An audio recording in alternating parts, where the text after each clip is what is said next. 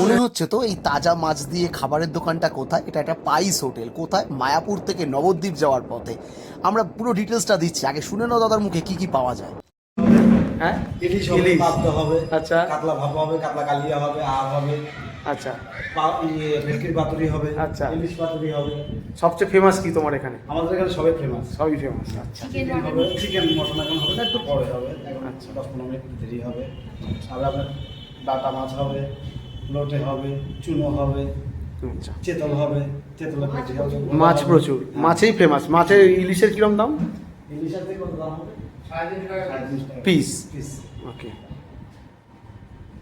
তাহলে ইলিশ পাতুরি। ইলিশ পাতুরি হবে। হ্যাঁ, তুমি কি খাবে মা?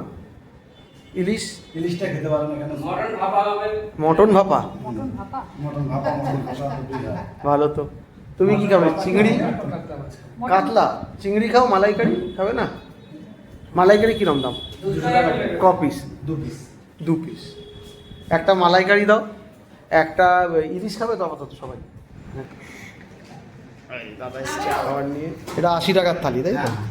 কি আছে? এঁচড়, এটা হবে, এটা হচ্ছে ছেঁচড়া। ছেঁচড়া। বাহ, 80 টাকার থালিতে যথারীতি ভাত, ডাল, ছ্যাঁচড়া আর ভাজা, সঙ্গে একটা সবজি ছিল, লেবু, নুন তো আছেই। আর সঙ্গে যেটা বললো ইউনিক আইটেম, সেটা হচ্ছে মটন ভাপা।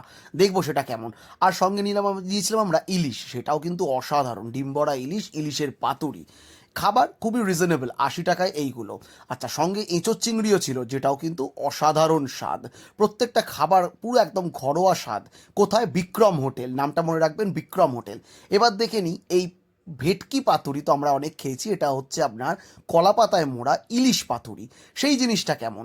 এটারও দাম কিন্তু আপনি ইলিশ পাতুরি যদি থালি সমেত নেন, সেটার দাম হয়ে যাবে আপনার নিয়ার অ্যাবাউট 350 রুপিস।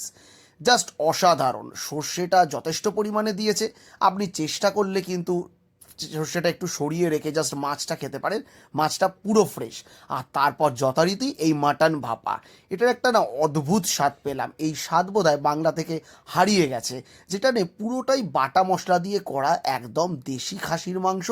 অসাধারণ taste। আচ্ছা, গলদা চিংড়ি তো ছিলই। আরে খাও, আর তোমার জন্য তারপর তো রাখাও বাকি জিনিসটা আপনারা দেখেই নিন। এটা চিতল মাছ, এটা রাইস বাটা, এখানে 200 টাকা।